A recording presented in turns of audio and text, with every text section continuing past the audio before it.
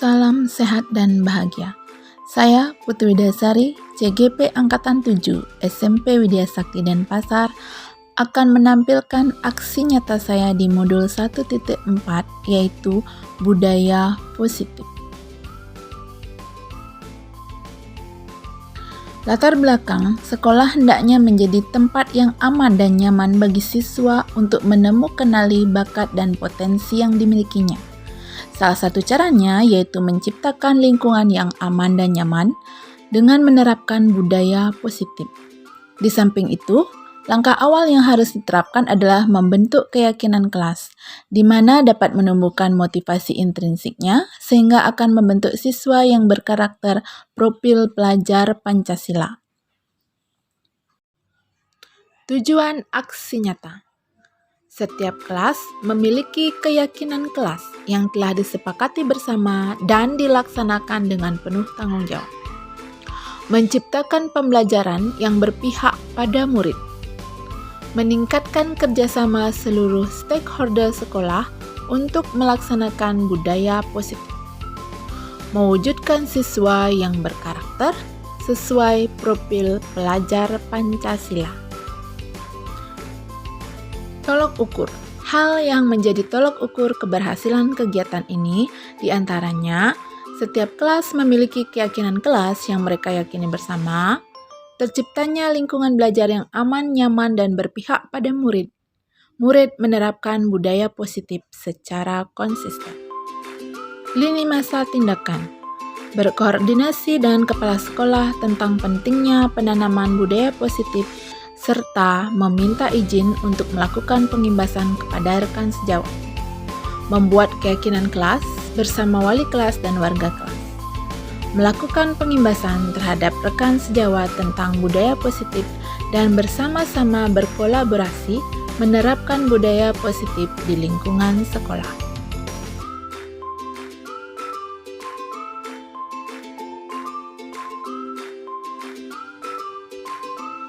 Pembentukan keyakinan kelas. Saya membentuk keyakinan kelas di kelas saya dengan cara mempersilahkan murid untuk mengeluarkan ide-ide atau pendapatnya tentang keyakinan yang perlu disepakati di kelas. Kemudian siswa tersebut menuliskan pada kertas post-it dan menempelkannya di depan di papan tulis. Setelah terdapat beberapa keyakinan kelas dari siswa, kemudian keyakinan itu dikelompokkan dan mengubah kalimat-kalimat bentuk negatif ke bentuk positif. Kemudian, keyakinan kelas tersebut dibaca oleh siswa dan disepakati bersama oleh seluruh warga kelas.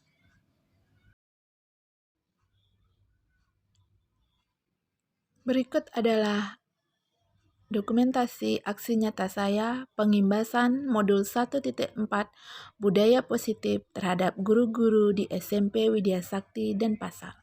Selamat menyaksikan. Acara diseminasi dari calon guru penggerak tentang budaya positif tahun 2023 di SMP Widya Sakti Denpasar segera dimulai. Om Swastiastu. Assalamualaikum warahmatullahi wabarakatuh. Om Namo Buddhaya. Salam, selamat siang dan salam sejahtera untuk kita semua.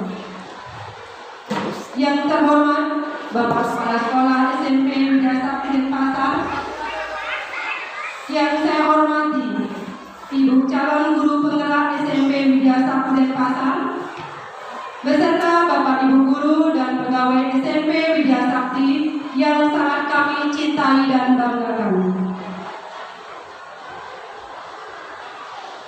Selamat datang, selamat siang Bapak Ibu semua yang berbahagia. Dengan mengucapkan puja dan puji syukur kehadapan Ida Sang Yang Widi Wasa, Tuhan Yang Maha Esa, yang telah memberikan kenikmatan yang tidak terhingga, sehingga pada kesempatan berbahagia ini kita bersama-sama dapat berkumpul di tempat ini dalam keadaan selamat dan sehat walafiat untuk bersama-sama mengikuti diseminasi dari calon guru penggerak di SMP Widya Sakti Denpasar tahun 2023 23. Adapun susunan acara kita pada hari ini sebagai berikut. 1. Pembukaan. 2. Doa. 3. Sambutan dari Bapak Kepala Sekolah. 4. Sesi berbagi dari calon guru penggerak. 5. Kesepakatan kelas. 6. Test reading. 7. Sesi berbagi tentang modul budaya positif. 8. Tanggapan. 9. Refleksi kegiatan. Dan 10. Penutup. Bapak Ibu guru yang kami hormati, acara selanjutnya adalah doa bersama.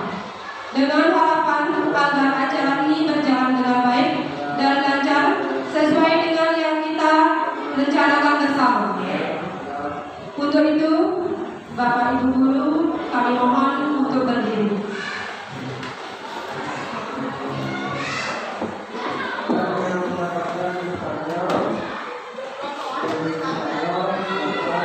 Marilah Bapak Ibu guru kita berdoa menurut agama dan kepercayaan masing-masing. Berdoa mulai.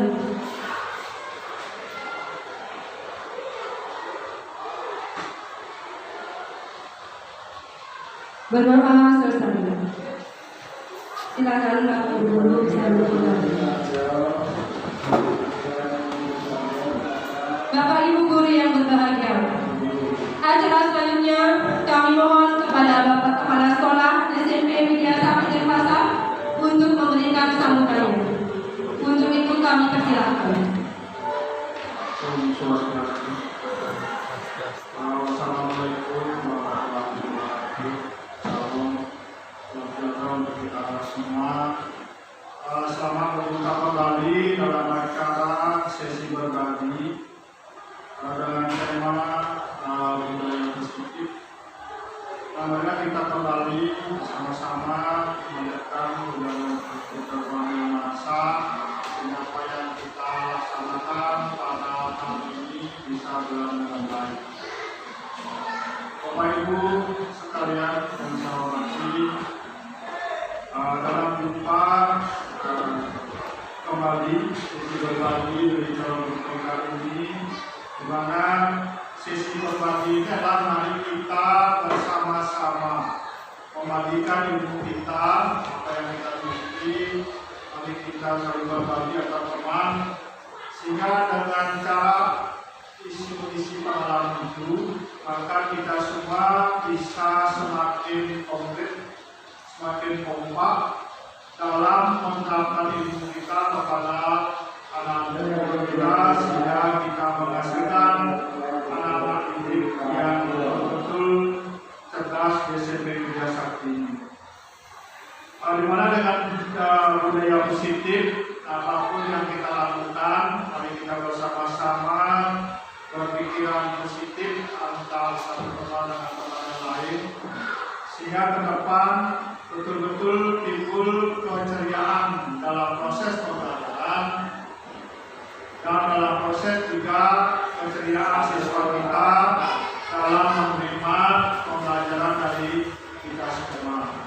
Sehingga apa yang kita nantikan 7 itu dengan 5S salam sampah sopan santun itu bisa terwujud dengan baik ke depannya, sebab itu merupakan suatu hal yang sangat penting bagi karakteristik sekolah dan juga untuk mengembangkan karakter daripada siswa-siswa kita. Dengan kita senyum, kita senyum bersama sekolah, kita menyambut siswa dengan senyum, siswa pun juga senyum. Dari sana kita sudah terbuka aura positif di sekolah ini. Ya, itu menyapanya dengan selamat pagi, selamat siang, selamat sore, dengan Swastiastu. Itu sudah menunjukkan bahwa kita sudah mulai mengarah ke persatuan dan berharmoni. Ya, yaitu senyum salam mengalami siswa. Sekarang sudah bisa saling menyalami, mari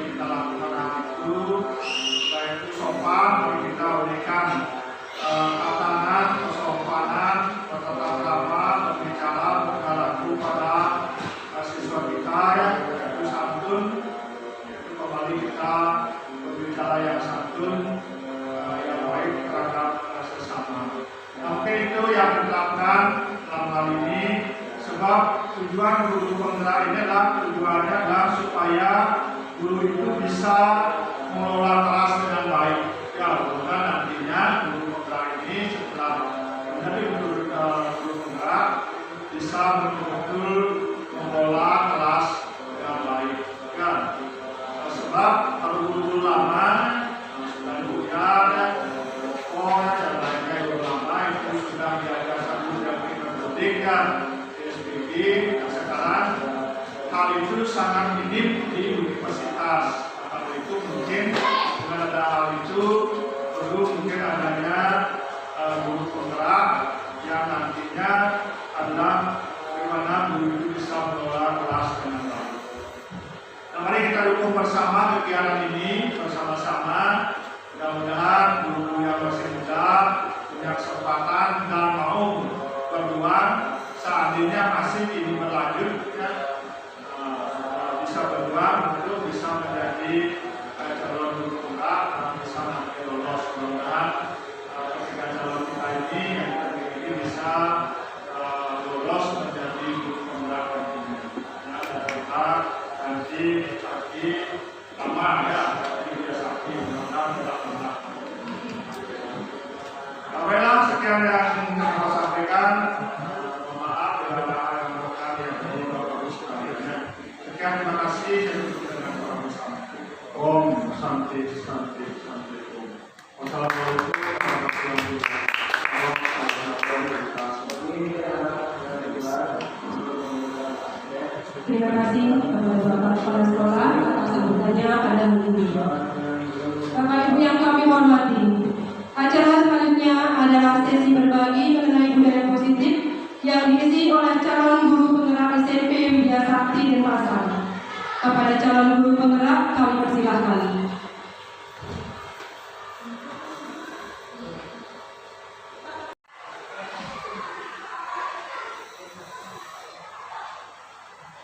Pertama-tama, izinkanlah saya mengucapkan puji dan puji syukur kehadiran Yayasan Yang Widiwasa, Tuhan Yang Maha Esa, dengan mengucapkan panjang umat. Om Swastiastu. Assalamualaikum warahmatullahi wabarakatuh. Salam sejahtera untuk kita semua. Salam kebajikan. Salam. Selamat siang Bapak Ibu guru yang ada di sini. Terima kasih yang sebesar-besarnya saya ucapkan kepada Bapak Kepala Sekolah SMP Widya Sakti Denpasar atas dukungannya dan waktunya. Begitu juga Bapak Ibu guru sekalian yang saya sisa waktunya di sini untuk saya ajak berbagi pemahaman modul tentang budaya positif. Sebelumnya izinkan saya memperkenalkan diri. Saya di sini Putri Dasari selaku calon guru penggerak angkatan 7 SMP Widya Sakti Denpasar. Di sini saya akan berbagi pemahaman saya tentang modul 1.4 yaitu budaya positif. Mohon maaf sebelumnya, saya bukan bermaksud untuk menggurui atau bagaimana. Saya cuma mungkin saya lebih duluan tahu dibandingkan Bapak Ibu guru sekalian, atau bahkan Bapak Ibu guru pun sudah tahu. Cuma kita di sini saling berbagi, ya, saling sharing. Tujuan kegiatan kita kali ini yang pertama adalah berbagi pemahaman mengenai topik-topik budaya positif. Kemudian yang kedua, mengajak rekan guru untuk menerapkan budaya positif di lingkungan sekolah kita. Selanjutnya, saya juga ingin kerjasama dari Bapak Ibu guru semua untuk sama-sama kita menggalakkan budaya 5S, senyum, salam, sapa, sopan, santun, di mana 5S ini memang sudah kita terapkan dari dulu, cuma belum konsisten dan belum merata di semua siswa. Jadi kita ingin bersama-sama menggalakkan budaya 5S ini di lingkungan sekolah kita. Tujuan berikutnya yaitu mengajak rekan guru untuk membuat keyakinan kelas di masing-masing kelas. Terutamanya nanti untuk Bapak Ibu wali kelas yang minta nanti untuk membuat keyakinan kelas di kelas masing-masing. Selanjutnya tentu tujuan kegiatan ini adalah menyelesaikan tugas PPDP, yaitu berupa aksi nyata dalam penyebaran pemahaman budaya positif. Ya, sebelum kita lanjut, kita buat kesepakatan kelas dulu. Jadi nanti kesepakatannya seperti ini. Hadir tepat waktu, Bapak Ibu sudah hadir semuanya. Terima kasih sudah tepat waktu. Kemudian jika ingin memberikan tanggapan, masukan ataupun bertanya, bisa angkat tangan sebelumnya. Dan yang minta nanti mengikuti kegiatan ini dari awal sampai akhir. Apa kira-kira seperti itu? Apakah sepakat? Mungkin ada yang ditambahkan? Cukup ya? Iya, terima kasih. Jadi seperti itu kesepakatannya. Nah, sebelum lanjut ke materi, kita ice breaking sebentar ya. Ya, selanjutnya.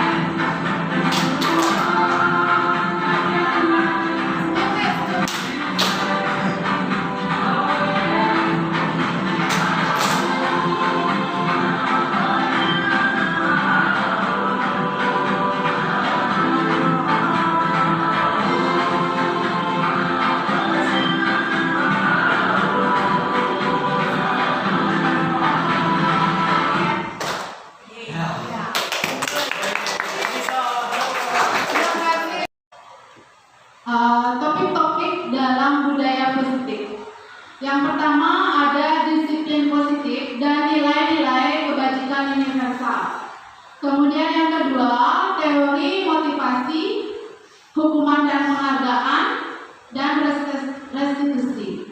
Yang ketiga yaitu keyakinan kelas. Topik yang keempat adalah kebutuhan dasar manusia dan dunia berkualitas. Topik yang kelima adalah posisi kontrol, dan yang keenam itu adalah restitusi atau segitiga restitusi. Mungkin ini kedengaran asing ya, karena bagi saya ini sebelum saya mempelajari modul ini saya belum mengenal segitiga restitusi. Nanti kita akan bahas lebih lanjut. Ya, kita akan awali dengan disiplin positif dan nilai-nilai kebajikan universal. Sebelumnya kita akan membayangkan sebuah kegiatan yaitu kepalan tangan. Kita berandai-andai, misalnya ada di tangan Bapak Ibu itu ada sesuatu atau ada benda yang sangat berharga atau suatu rahasia juga bisa. Benda yang sangat berharga, mungkin ada perhiasan, mungkin bagi yang ibu-ibu yang perempuan yang berharga, perhiasan mungkin ya, atau benda lainnya yang berharga ditaruh di tangan Bapak Ibu sekalian. Kemudian tangannya dikepal. Seandainya ada orang atau ada teman lain yang meminta agar Bapak Ibu membuka kepalan tangan tersebut, dia merayu, memberi uang, menyuap, gitu ya, membentak, mengancam. Apakah Bapak Ibu akan membuka kepalan tangan Bapak Ibu? Kira-kira bagaimana? Coba Bu Dwi, kalau disuruh buka, misalnya sesuatu yang berharga ada di tangan Ibu Dwi, disuruh buka oleh temannya, mau Bu Dwi buka apa tidak kepala tangannya? Tidak. Tidak? Kenapa? Karena itu sangat berharga buat saya. Apapun yang terjadi, saya kepala tidak akan saya kasih. Ya, baiklah. Bu Dwi menyampaikan tidak akan membuka kepala tangannya ya. Dia ibunya akan tetap teguh pada pendiriannya, tidak akan membuka. Tidak juga, ya. Tangannya tetap ditutup. Nah, sekarang timbul pertanyaan, mengapa Bapak atau Ibu tidak mau membuka kepalan tangan tersebut?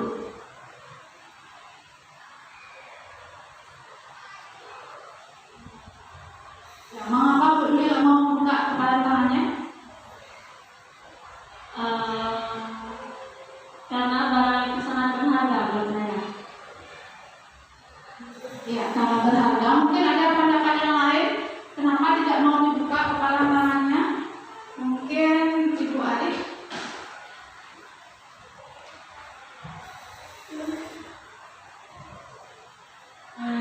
Jika saya membuka kepalan tangan tersebut, maka sesuatu yang berharga itu tidak akan menjadi milik saya lagi, atau bisa saja langsung dirampas oleh orang lain. Iya, alasannya sangat kuat sekali ya. Tidak mau dibuka, tetap tidak mau dibuka ya. Ternyata siapa yang memiliki kontrol untuk membuka dan menutup kepalan itu? Kepalan tangan Bapak Ibu itu siapa yang memiliki kontrol untuk membukanya ataupun menutupnya? Iya, diri kita sendiri. Jadi yang memiliki kontrol terhadap hal itu adalah diri kita sendiri.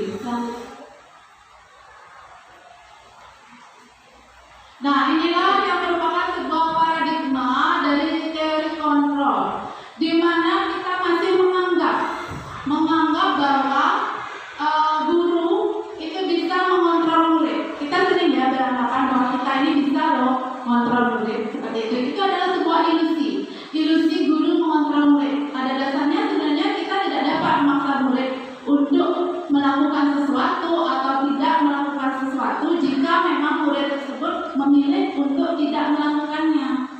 Kemudian ada juga ilusi bahwa kritik dan membuat orang merasa bersalah dapat menguatkan karakter.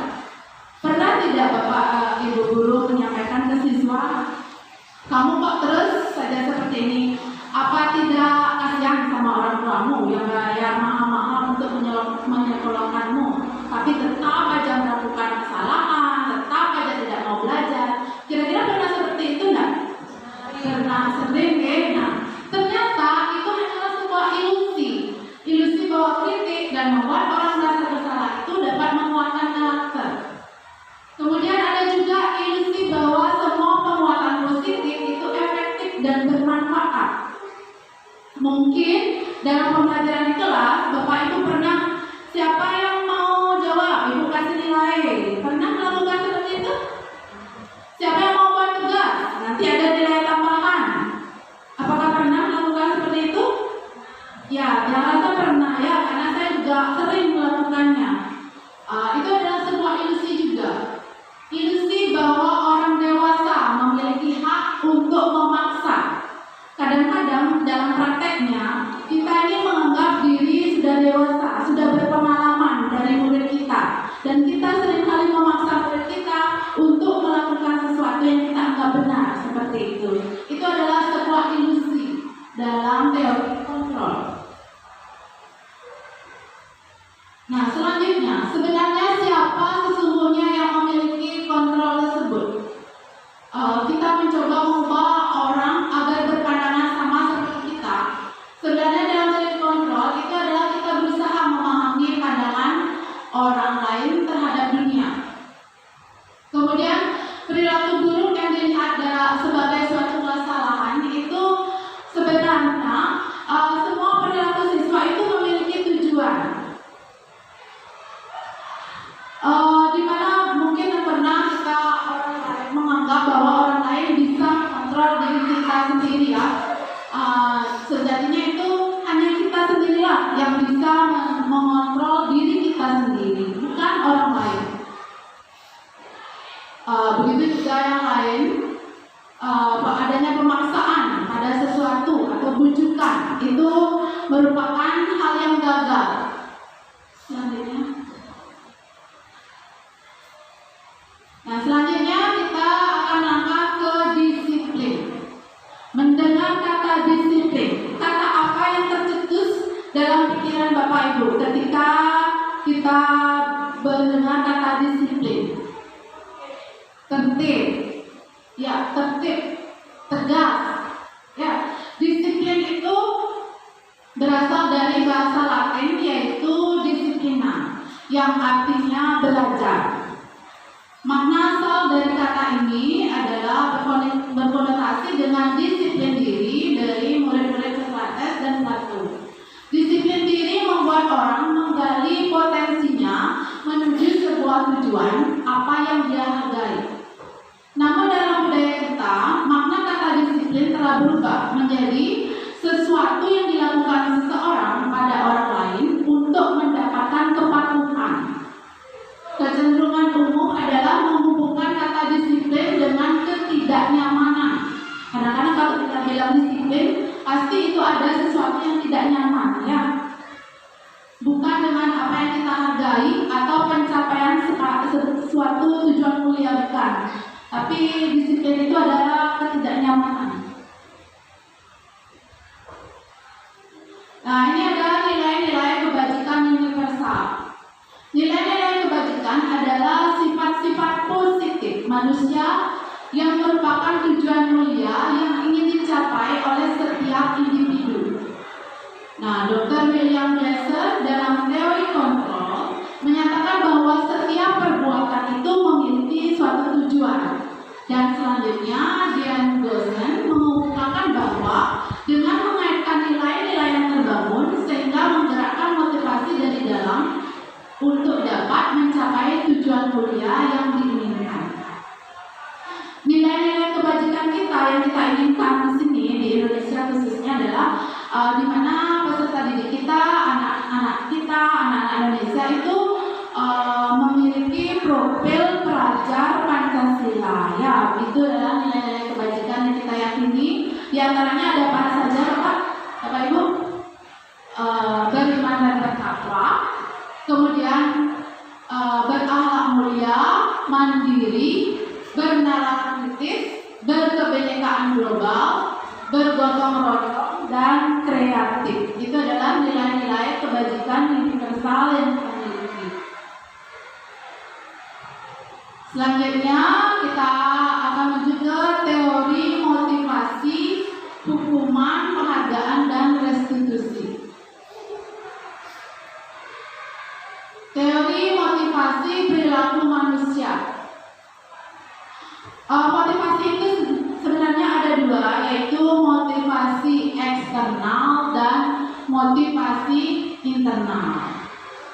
Motivasi eksternal itu terjadi untuk menghindari, kadang-kadang untuk menghindari ketidaknyamanan atau hukuman. Apa yang akan terjadi bila saya melakukannya? Apa yang akan terjadi bila saya tidak melakukannya? Nah, itu merupakan motivasi eksternal. Kemudian kadang-kadang ada juga yang melakukan sesuatu untuk mendapatkan imbalan dari orang lain atau dari institusi. Apa yang saya dapatkan apabila saya melakukannya? Nah, itu adalah contoh motivasi eksternal. Sedangkan motivasi internal yaitu motivasi yang datangnya dari dalam diri kita sendiri, yaitu untuk menghargai diri sendiri. Saya akan menjadi orang seperti apa nanti bila melakukannya. Nah, seperti itu adalah motivasi internal, ya, motivasi dari dalam. Selanjutnya, hukum dan penghargaan. Hukum dan penghargaan ini termasuk motivasi ekstrinsik yang datangnya dari luar diri seseorang. Restitusi termasuk motivasi intrinsik. Menurut Alfikon mengatakan bahwa penghargaan sama halnya dengan hukuman. Jadi kalau kita memberikan penghargaan kepada siswa kita, sama halnya kita juga memberikan hukuman. Dalam arti seseorang akan mau melakukan sesuatu hanya karena ingin mendapatkan sesuatu. Ya, misalnya murid kita seperti tadi pernah di kelas saya mengatakan bagi yang mau membuat tugas, ibu kasih nilai tambahan seperti itu. Jadi dia hanya akan membuat tugas jika ada nilai tambahan. Nah, itu adalah sebuah penghargaan. Lanjut. Perbedaan hukuman dan konsekuensi. Hukuman berbeda dengan konsekuensi. Hukuman itu adalah sesuatu yang menyakitkan dan harus terjadi. Sedangkan konsekuensi sesuatu yang harus terjadi. Contoh hukuman misalnya membuat orang sakit secara fisik maupun hati. Misalnya kalau kita menghukum murid kita, itu akan berdampak jangka panjang pada diri siswa kita yang kita pernah menghukum murid. Bisa saja murid itu akan ingat dengan apa yang pernah kita lakukan terhadapnya. Itu bisa membekas sampai lama. Sedangkan kalau konsekuensi akan membuat anak merasa tidak nyaman dalam jangka waktu pendek. Dan hukuman lagi kadang-kadang bisa membuat anak membenci kedisiplinan dan adanya paksaan, mendorong anak untuk menyakiti dirinya sendiri. Anak akan belajar untuk menyembunyikan kesalahan dan marah, rasa bersalah dan dipermalukan, merasa tidak dihargai. Sedangkan konsekuensi nantinya akan menimbulkan anak menghargai disiplin, adanya stimulus dan tanggapan, kemudian mendorong anak agar mudah menyesuaikan diri, konsep diri yang baik, dan akan terjadi anak akan belajar untuk mematuhi peraturan. Selanjutnya, beberapa dampak dari memberikan penghargaan. Yang pertama ada pengaruh jangka pendek dan pengaruh jangka panjangnya jika kita memberikan penghargaan kepada murid kita. Seperti tadi, misalnya kita memberikan nilai tambahan kepada siswa yang mau mengerjakan tugas, itu akan ada pengaruh jangka pendek dan jangka panjangnya.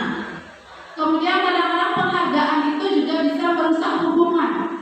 Misalnya kita memberikan penghargaan kepada si A, bisa jadi si B yang tidak kita kasih penghargaan merasa iri, merasa cemburu terhadap temannya. Nah, itu akan merusak hubungan antar teman. Terus penghargaan juga bisa mengurangi motivasi intrinsik. Penghargaan menurunkan kualitas dan penghargaan juga bisa mengurangi ketepatan. Selanjutnya. Nah, kita akan lanjut ke restitusi. Apa itu restitusi? Restitusi adalah proses menciptakan kondisi bagi murid untuk memperbaiki kesalahannya. Jadi kita ajak murid untuk menyadari dan memperbaiki kesalahannya, sehingga mereka bisa kembali pada kelompok mereka dengan karakter yang lebih kuat. Ya. Restitusi ini juga merupakan proses kolaboratif yang mengajarkan murid untuk mencari solusi tersendiri dari masalah yang dia hadapi. Jadi dia sendiri akan memecahkan masalah. Jika dia memiliki masalah, ketika kita mengadakan restitusi, maka murid akan ikut untuk mencari solusi terhadap masalah yang dia hadapi. Dan membantu juga murid untuk berpikir tentang orang seperti apa yang dia inginkan dan bagaimana mereka akan memperlakukan orang lain. Ciri-ciri restitusi ini ada yang pertama, yaitu restitusi itu bukan untuk menebus kesalahan, namun untuk belajar dari kesalahan. Yang kedua, restitusi itu akan memperbaiki hubungan. Restitusi adalah sebuah tawaran, bukan paksaan. Restitusi nanti akan menuntun untuk melihat ke dalam diri anak tersebut. Dan restitusi mencari kebutuhan dasar yang mendasari tindakan. Restitusi diri adalah cara yang paling baik. Restitusi juga fokus pada karakter, bukan pada tindakan. Ciri-ciri berikutnya, restitusi itu fokus pada solusi. Jadi difokuskan untuk mencari cara pemecahan masalah terhadap masalah yang dia alami. Kemudian yang terakhir, ciri restitusi adalah mengembalikan anak yang berbuat salah kepada kelompoknya dengan karakter yang lebih kuat tentunya ya. Selanjutnya, nah kita lanjut dengan topik keyakinan kelas. Mengapa disebut keyakinan kelas, bukan peraturan kelas? Kita semua sudah punya peraturan kelas kan, Bapak Ibu? Ya. Sekarang kita akan membuat keyakinan. Mengapa keyakinan kelas? Sebelum lanjut ke keyakinan, saya juga akan ajak Bapak Ibu untuk membayangkan. Kita ini di Indonesia memiliki peraturan harus menggunakan helm saat mengendarai sepeda motor. Ya. Apakah Bapak Ibu akan memakai helm saat mengendarai sepeda motor? Ya. Kalaupun tidak ada peraturan, apakah tetap Bapak Ibu akan menggunakan helm? Misalnya naik motor siang hari panas, ya. Tetap juga Bapak Ibu memakai helm walaupun tidak ada peraturan? Tetap. Ya. Kira-kira mengapa seperti itu? Mengapa mau aja pakai helm walaupun tidak ada peraturan memaksa? Untuk menghindari panas dan juga demi kesehatan, ya, kepanasan. Terima kasih Bu. Iya benar ya, untuk supaya tidak kepanasan. Jadi ini alasannya kesehatan, keselamatan. Kemudian saat COVID juga ya, sekarang masih ada peraturan 3M, menggunakan masker, mencuci tangan, menjaga jarak 1,5 meter. Kira-kira mengapa Bapak Ibu mau melakukan hal seperti itu? Mau tetap pakai masker? Kalau Pak Adi bagaimana? Tetap pakai masker? Ya, alasannya? Alasan saya mengajar menggunakan masker untuk ya pertama menghindari virus tersebut, itu yang pertama. Kedua, ini sama juga sehatnya tetap harus dijaga agar bisa proses belajarnya itu nyaman dan senang. Oke, terima kasih Pak Adi. Ya, tetap memakai masker. Alasannya juga untuk kesehatan dan keselamatan. Selain keselamatan diri kita sendiri, juga untuk kesehatan dan keselamatan siswa kita ya. Nah, semua itu adalah karena keselamatan dan kesehatan.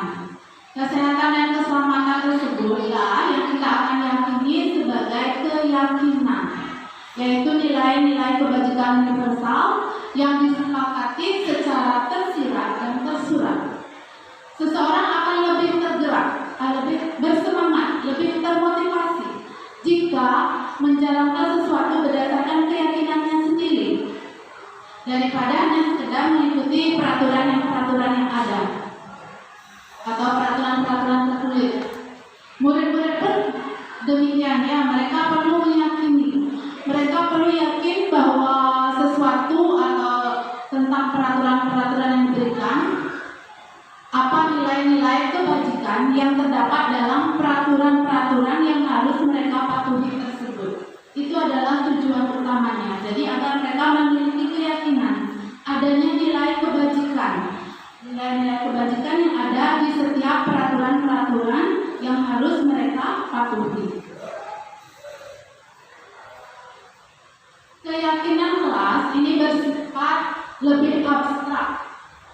Nah, nanti saat kita sama-sama membuat keyakinan kelas, kita sama-sama sharing, nanti sama-sama belajar dan juga belum terlalu begitu memahami, jadi nanti kita sama-sama sharing. Kita akan membuat keyakinan kelas. Keyakinan kelasnya nanti lebih abstrak daripada peraturan yang sudah ada di sekolah kita, yang lebih rinci dan konkret.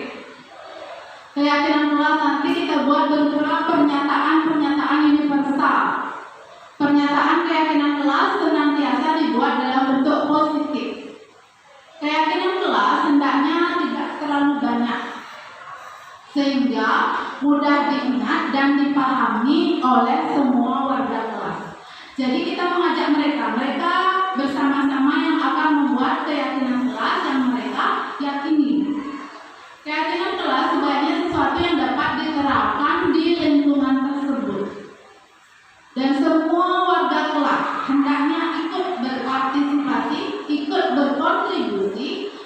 dalam pembuatan keyakinan kelas. Lewat nanti kita buat kegiatan curah pendapat. Ya, kita tampung semua pendapat siswa, apapun pendapat mereka, kita tampung. Kita ajak bersama-sama agar mereka mau mencurahkan pendapatnya, sehingga nanti kita akan ajak bersama-sama untuk membuat keyakinan kelas bersama.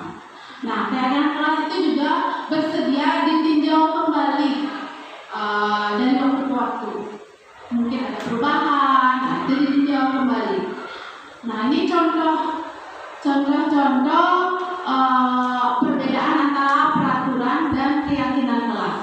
Misalnya, kalau peraturannya selalu kembalikan buku ke tempatnya, kita akan buat keyakinan kelas yang lebih abstrak, lebih rinci, atau lebih singkat yang menuju pada sebuah keyakinan nilai kebajikan.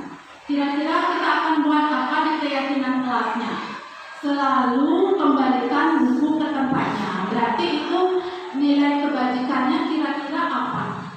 Kembalikan buku ke tempatnya. Kita bisa buat keyakinan kelasnya berupa kalimat seperti apa kira-kira supaya masuk ke nilai kebajikan. Atau mungkin dilarang mengganggu orang lain. Kira-kira keyakinan kelasnya seperti apa? Hadir di sekolah 15 menit sebelum pelajaran dimulai. Nilai kebajikan apa yang bisa kita ambil dari peraturan kelas itu supaya mereka bisa meyakininya? Dilarang melakukan kekerasan, dilarang menggunakan narkoba bergantian atau menunggu giliran. Nah, dari semua peraturan itu mungkin Bapak Ibu bisa buat salah satu keyakinan kelas. Kira-kira apa kalimatnya supaya cocok dengan keyakinan kelas dan menyangkut ke nilai-nilai kebajikan. Mungkin Bu Erni ya. Kembalikan buku ke tempatnya, tanggung jawab siswa.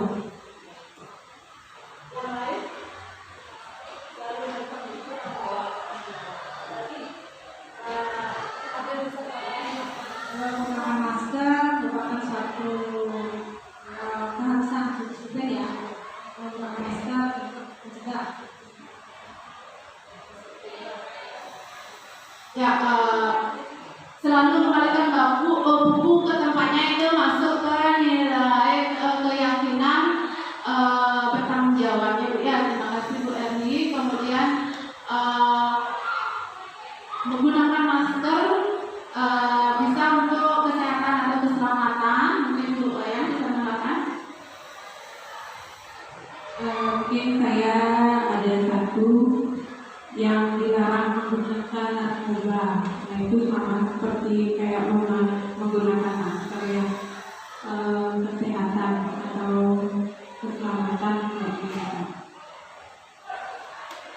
Ya, terima kasih Bu Ayan. Ya, bisa kita isi keyakinan kelasnya kesehatan dan keselamatan, atau bisa juga menjaga kesehatan dan keselamatan boleh. Apapun boleh ya, asal bersama murid kita, asal dia yakin. Seperti contohnya, coba ditayangkan. Ya, ini seperti tadi peraturannya selalu kembalikan buku ke tempatnya. Keyakinan kelas kita buat nanti tanggung jawab. Dilarang mengganggu orang lain, menjadi menghormati orang lain. Menghormati orang lain itu bisa luasnya, tidak hanya mengganggu saja ya, tidak mengejek, seperti itu juga. Hadir di sekolah 15 menit sebelum pembelajaran dimulai, bisa masuk ke nilai berkomitmen. Dilarang melakukan kekerasan, itu termasuk keselamatan, menghormati orang lain. Dilarang menggunakan narkoba, ya itu adalah kesehatan, keyakinannya. Bergantian atau menunggu giliran, termasuk menghormati orang lain dan bersabar. Gunakan masker, itu adalah contoh dari kesehatan dan keselamatan. Begitu juga jangan berlari di kelas atau koridor. Kita ganti, jangan menggunakan kata jangan di keyakinan kelas. Lebih baik jangan menggunakan kata tidak atau jangan. Ya, nanti kita ganti dengan keselamatan dan keamanan. Ya, jadi begitu deh Bapak Ibu wali kelas, yang harapkan nanti bersama-sama membuat keyakinan kelas dengan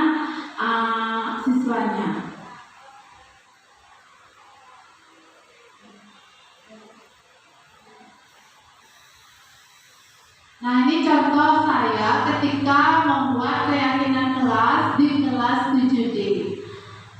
Pertama, saya ajak mereka untuk mengingat kembali peraturan sekolah dan membuatnya di kertas post-it.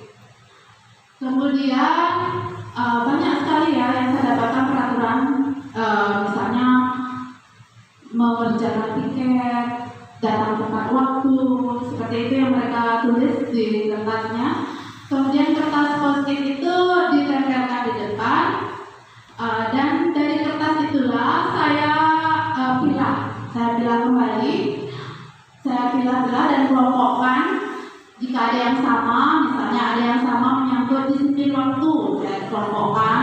Ada yang sama yang berhubungan dengan tanggung jawab membuat tugas yang seperti itu, saya kelompokkan ke bagian bertanggung jawab dan lain-lain, sehingga kita dapatkan sebuah keyakinan kelas bersama, yaitu ini keyakinan kelas yang telah diyakini oleh kelas 7D. Yang pertama ada disiplin waktu, kemudian melaksanakan tugas dengan tanggung jawab, bekerja sama demi ketertiban kelas. Nah, mereka yakin mereka mau bekerja sama untuk menjaga ketertiban kelasnya, jadi saya buat seperti itu. Kemudian beriman dan bertakwa, saling menghargai dan menghormati, dan lagi satu, mereka sama-sama yakin bahwa mereka akan saling senyum, saling sapa, salam, dan menjaga sopan santun dengan teman dan dengan orang lain. Nah, itu keyakinan yang mereka telah sepakati. Meskipun keyakinan itu memang agak sulit ya untuk menerapkannya, tapi semuanya butuh proses dan waktu ya. Lama-kelamaan pasti mereka akan menyadari bahwa keyakinan itu harus mereka lakukan.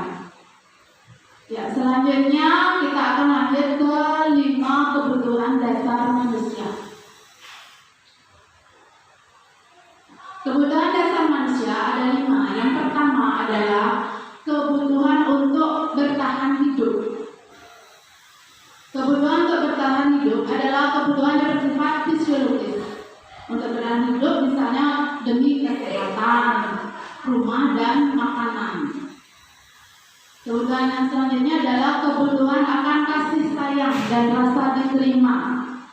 Kebutuhan untuk disayangi dan diterima meliputi kebutuhan akan hubungan dan koneksi sosial. Kebutuhan untuk memberi dan menerima kasih sayang, dan kebutuhan untuk merasa menjadi bagian dari suatu kelompok. Contohnya mungkin ada murid kita yang rasanya ada seorang siswa itu dia sering sekali mencari-cari perhatian kita dengan membuat benar. Ada saja yang dilakukan, kesalahan-kesalahan yang dilakukan itu mungkin karena dia kekurangan kebutuhan dari kasih sayang dan rasa diterima, sehingga dia memerlukan perhatian kita dan ingin disayangi oleh kita. Itu alasan dia sering sekali membuat kesalahan-kesalahan atau membuat benar agar diperhatikan. Nah, itu Bapak Ibu guru harus juga menyadari bahwa dia memiliki kebutuhan dasar untuk kasih sayang dan rasa diterima. Selanjutnya adalah penguasaan. Kebutuhan ini meliputi keinginan untuk dianggap berharga, bisa membuat perbedaan, bisa membuat pencapaian, kompeten, diakui dan dihormati. Ada loh siswa yang seperti itu. Dia ingin menjadi seseorang yang dihormati oleh teman-temannya. Kemudian ini meliputi keinginan untuk meninggalkan pengaruh. Anak-anak yang memiliki kebutuhan dasar akan penguasaan yang tinggi biasanya selalu ingin menjadi pemimpin. Mereka juga suka mengamati sebelum mencoba hal baru dan merasa kecewa bila melakukan kesalahan. Ya, selanjutnya kebutuhan yang selanjutnya adalah kebutuhan akan kebebasan. Kebutuhan untuk bebas adalah kebutuhan akan kemandirian, otonomi, memiliki pilihan, dan mampu mengendalikan arah hidup seseorang. Anak-anak dengan kebutuhan kebebasan yang tinggi menginginkan pilihan. Mereka perlu banyak bergerak, suka mencoba-coba, tidak terlalu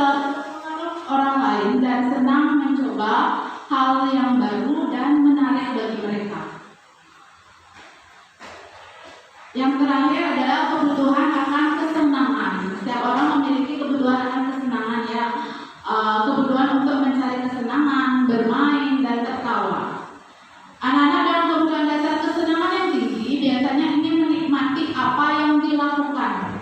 Mereka juga bisa berkonsentrasi tinggi saat mengerjakan hal yang disenangi.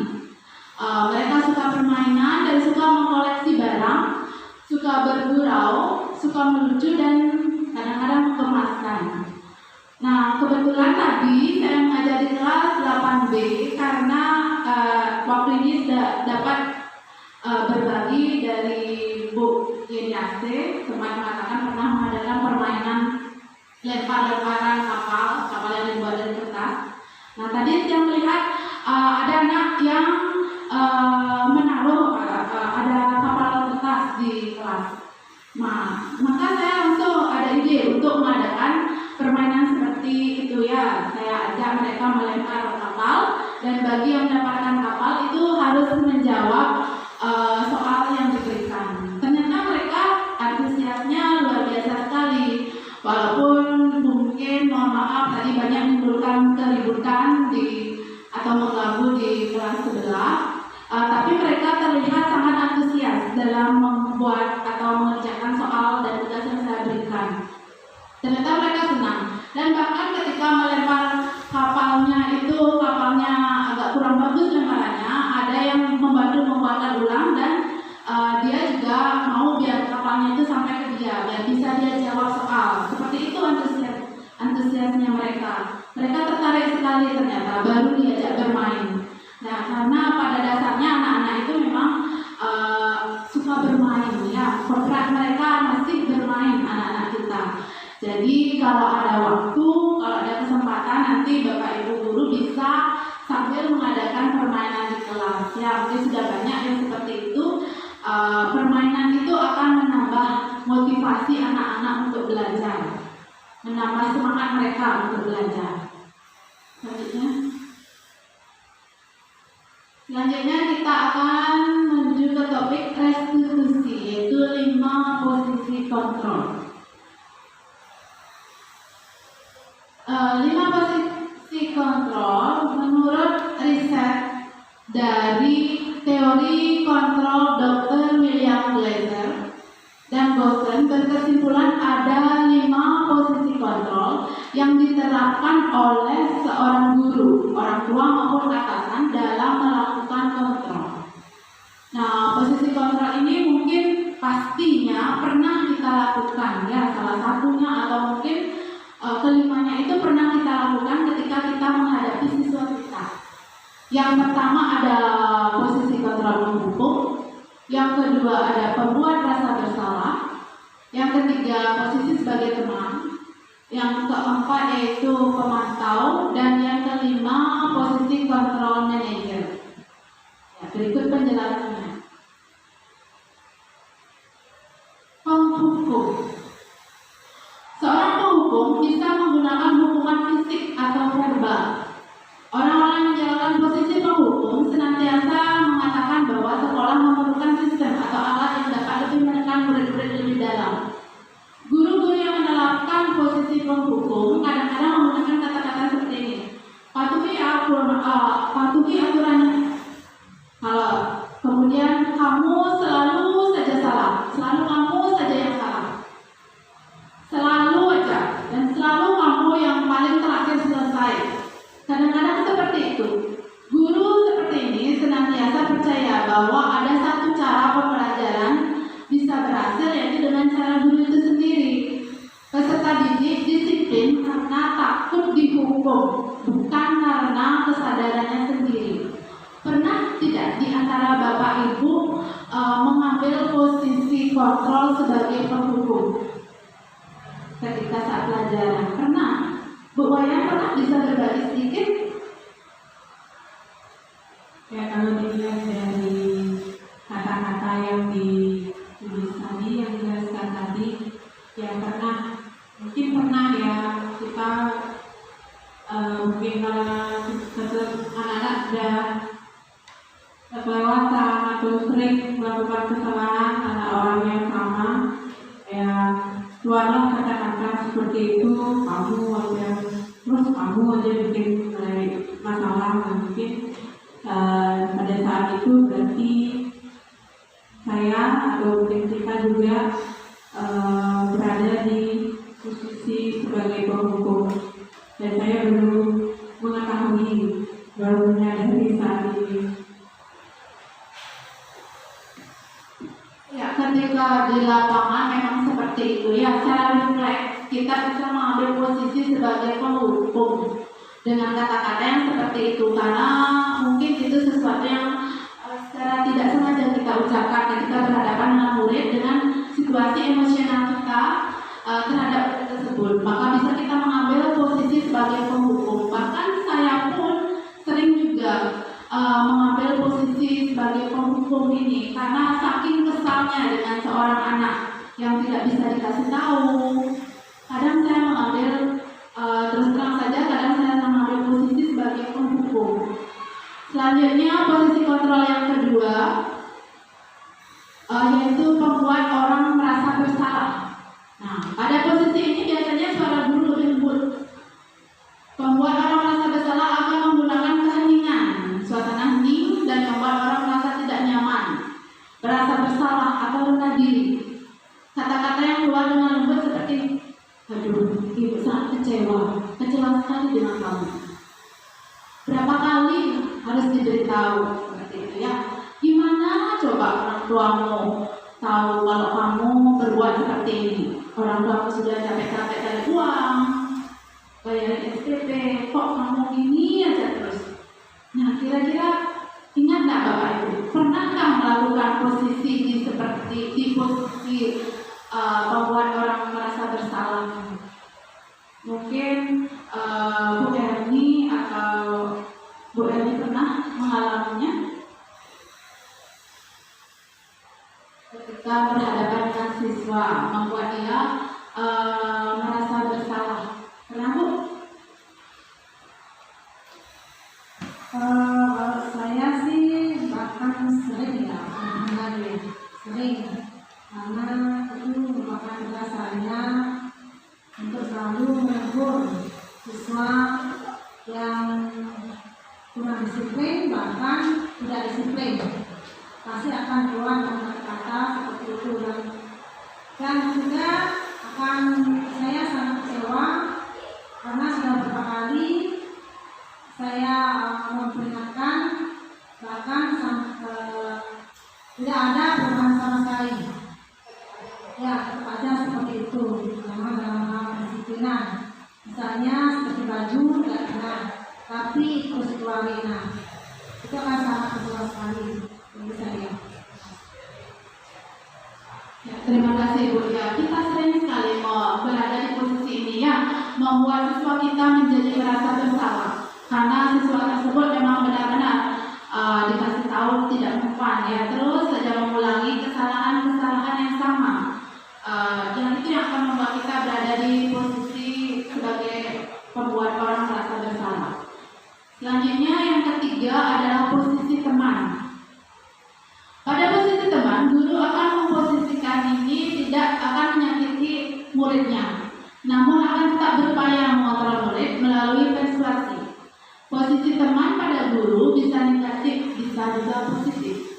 Positif di sini berupa hubungan yang baik yang terjalin antara guru dan murid, di mana di posisi teman, guru menggunakan hubungan baik, kadang-kadang humor ya, untuk bisa menjalin hubungan yang baik dengan siswa. Mereka akan berkata seperti ini, ayo bantulah demi Bapak, misalnya.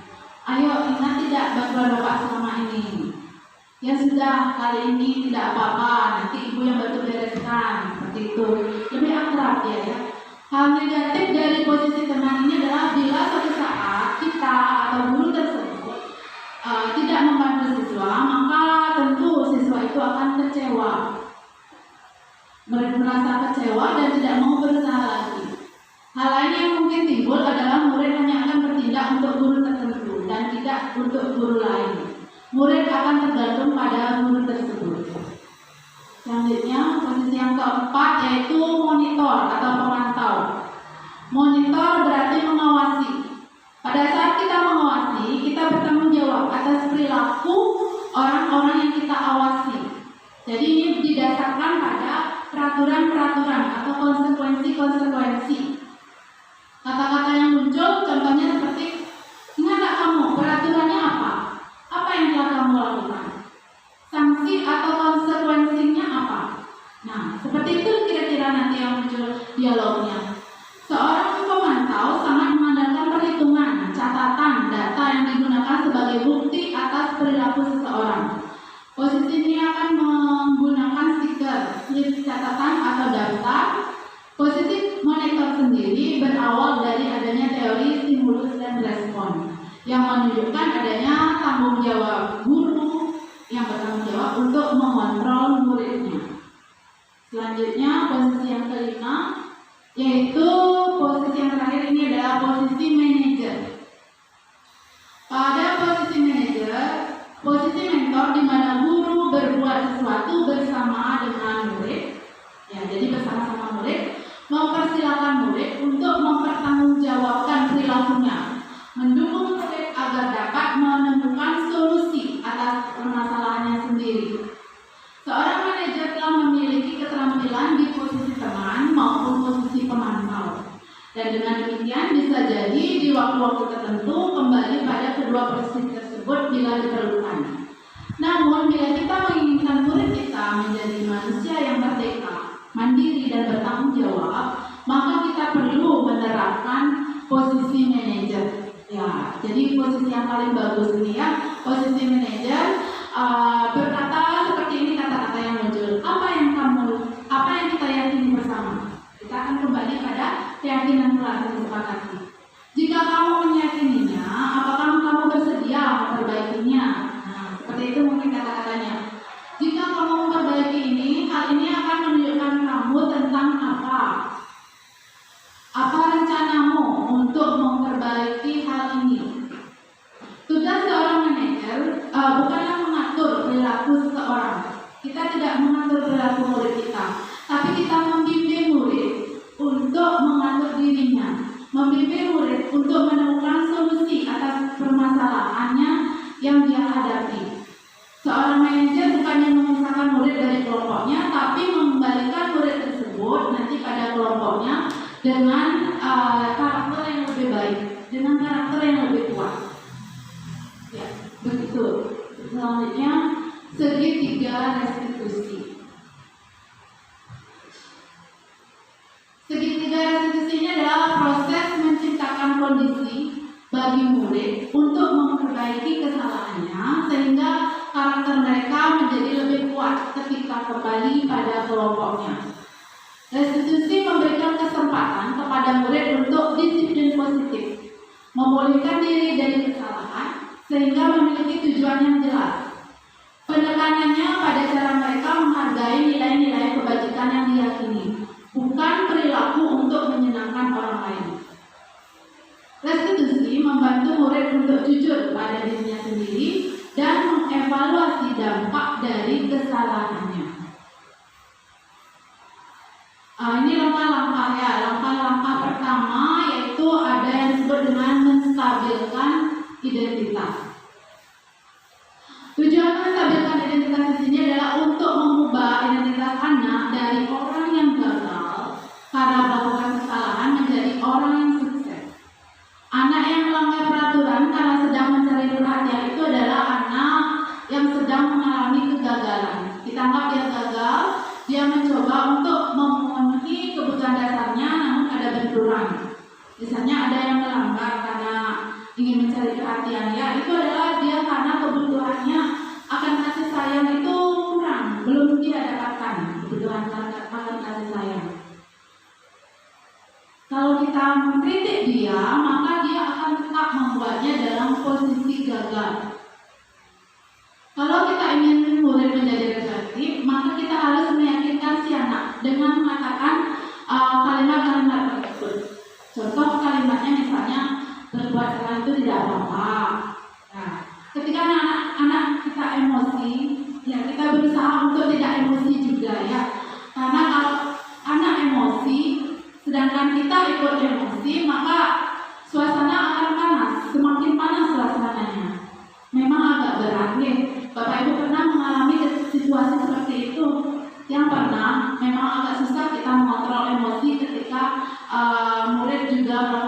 perasaan dan emosi juga.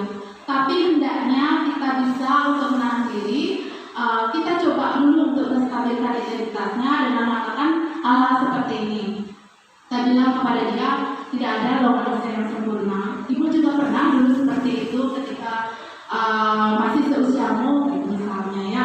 Kita ajak dia untuk menstabilkan identitasnya. Kita bisa selesaikan ini. Atau bisa juga kita katakan, ibu atau bapak tidak tertarik mencari siapa yang salah, siapa yang benar, tapi kita akan coba mencari solusi dari permasalahan. Kamu berhak merasa begitu. Apakah kamu sedang menjadi teman yang baik buat dirimu sendiri? Nah, itu contoh-contoh untuk menstabilkan identitas. Selanjutnya, langkah yang kedua adalah validasi kebutuhan. Setiap tindakan yang kita lakukan dengan suatu tujuan, yaitu memenuhi kebutuhan dasar. Kalau kita memahami kebutuhan dasar apa yang mendasari tindakan tersebut, kita akan bisa menemukan cara-cara yang paling efektif untuk memenuhi kebutuhan tersebut. Kalimat-kalimat yang mungkin sering kita gunakan dalam langkah ini adalah, padahal kamu bisa melakukan yang lebih buruk dari ini ya. Kamu pasti punya alasan mengapa melakukan hal itu. Kamu patut bangga pada dirimu sendiri karena kamu telah melindungi sesuatu yang penting buatmu. Atau bisa juga kalimatnya seperti, kamu boleh mempertahankan sikap itu, tapi kamu harus menambah sikap yang baru, sikap yang lebih baik seperti apa. Nah, itu langkah pada validasi kebutuhan. Langkah ketiga yaitu menanyakan keyakinan. Nah, ini dalam teori kontrol mengatakan bahwa kita pada dasarnya termotivasi secara internal ketika identitas sukses telah tercapai, yaitu langkah 1, dan jika laku yang salah telah divalidasi pada langkah 2, maka anak akan siap untuk dihubungkan dengan nilai-nilai yang dia percaya dan berpindah menjadi orang yang dia inginkan. Ya, jadi ketika sudah melaksanakan langkah-langkah itu, anak akan siap untuk mengingat kembali keyakinan yang dia yakini. Pertanyaannya misalnya seperti, apa yang kita percaya sebagai kelas atau keluarga? Nilai-nilai apa yang kita sepakati? Apa bayangan kita tentang kelas yang ideal? Kalau bisa kita tanyakan dia, kamu sebenarnya mau jadi orang seperti apa? Nah, itulah langkah yang ketiga dalam pelaksanaan segitiga restitusi. Selanjutnya, kita bisa simak bersama penjelasan yang lebih lengkap tentang penerapan segitiga restitusi.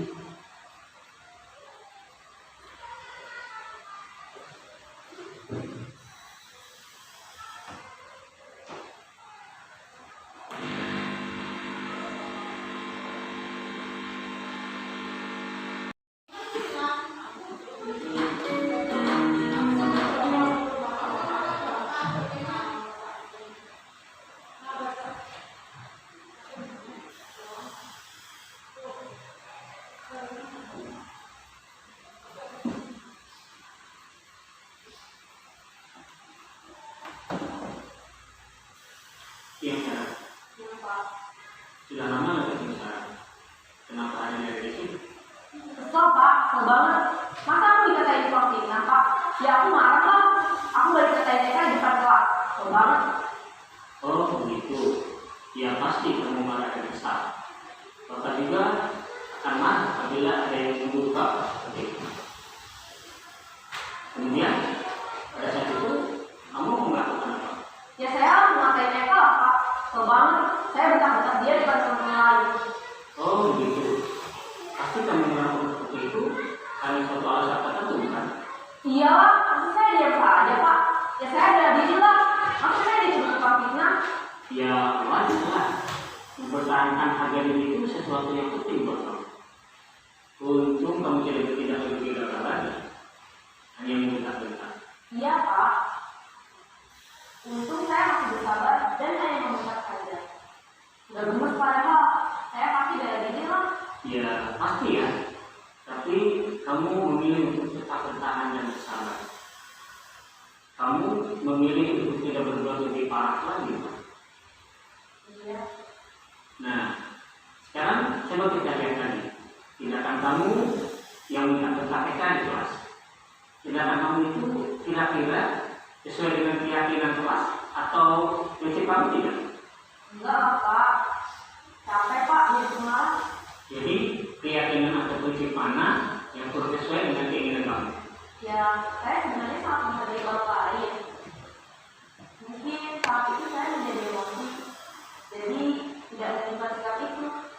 Kamu meyakini tidak? Menghargai orang lain itu penting buat kamu.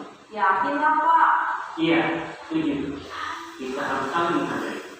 Namun ada juga keyakinan yang kita sepakati yang perlu kita jalankan apabila kita sedang marah, kan?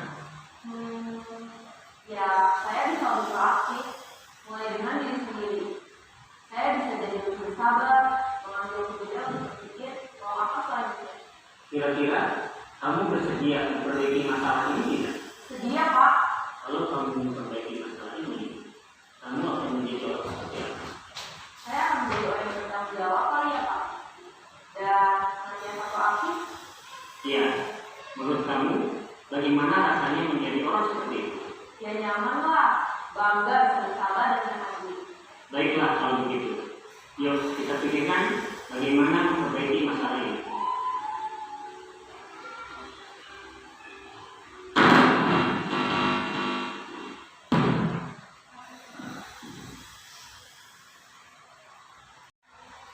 Baiklah, Bapak Ibu guru sekalian, setelah tadi kita lihat bersama contoh penerapan segitiga restitusi, dan setelah tadi saya saling berbagi tentang budaya positif, saya minta sekarang bagaimana tanggapan dari Bapak Ibu semua setelah mendapatkan pemaparan tentang budaya positif itu. Apa yang Bapak Ibu bisa tangkap dari penjelasan saya tadi? Mungkin Pak Adi yang minta bantuannya bagaimana tanggapannya? Baik, terima kasih atas waktu dan kesempatannya. Tanggapan saya mengenai penjelasan tadi, yaitu singkat saja, bagaimana sebaiknya kita memecahkan suatu masalah. Misalnya ada suatu masalah apapun itu, kita harus bisa menyikapinya dengan baik. Permasalahan apapun itu, mana yang kita dulu, kita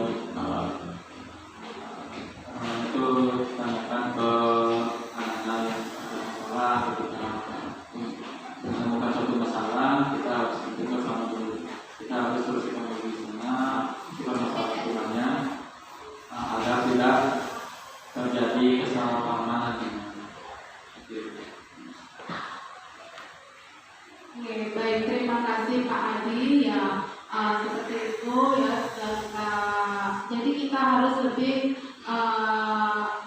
mengontrol diri ya ketika menghadapi permasalahan bersama siswa kita. Memang kalau prakteknya di lapangan dengan situasi di lapangan mungkin agak berbeda, tapi ya kita berusaha, kita sama-sama berusaha untuk lebih mengontrol diri ya, mengontrol diri bersama siswa kita. Mungkin seperti itu, atau barangkali ada yang menambahkan tentang budaya positif yang akan kita terapkan di sekolah kita, ada yang memberikan tanggapan barangkali. Ibu barangkali ada tanggapan tentang budaya positif, bagaimana tentang penerapannya di sekolah kita?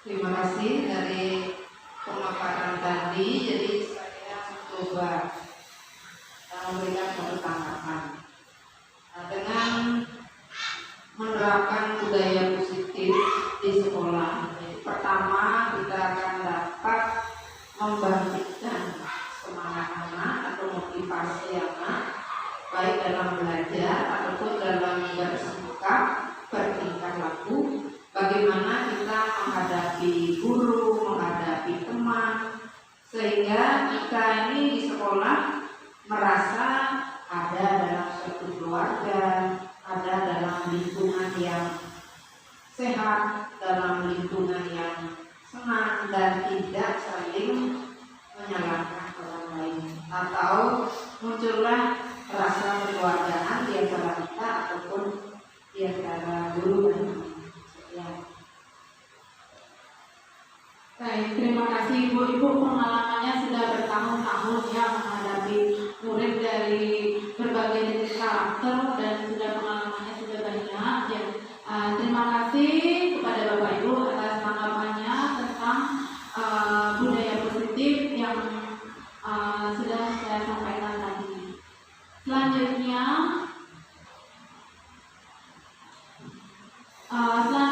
kita akan mengadakan refleksi nanti yang minta Bapak Ibu semua untuk mengisi link yang akan saya share di WA grup guru ya, WA grup kita.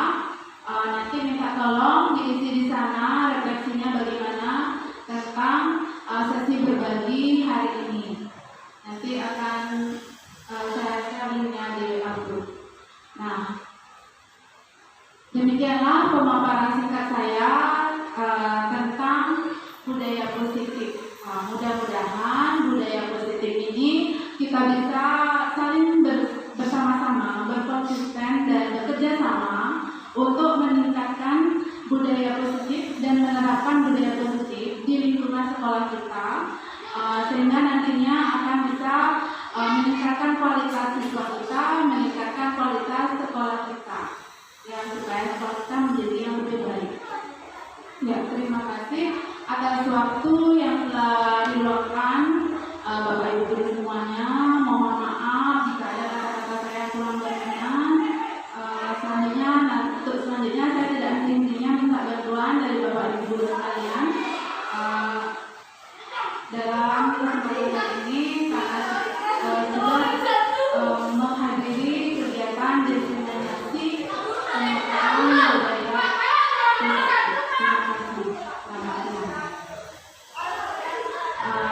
Kita akhiri dengan para santi. Om Santi Santi Santi Om. Assalamualaikum warahmatullahi wabarakatuh. Salam sejahtera untuk kita semua. Salam kebajikan. Salam. Silakan Bapak Ibu kembali ke aktivitas.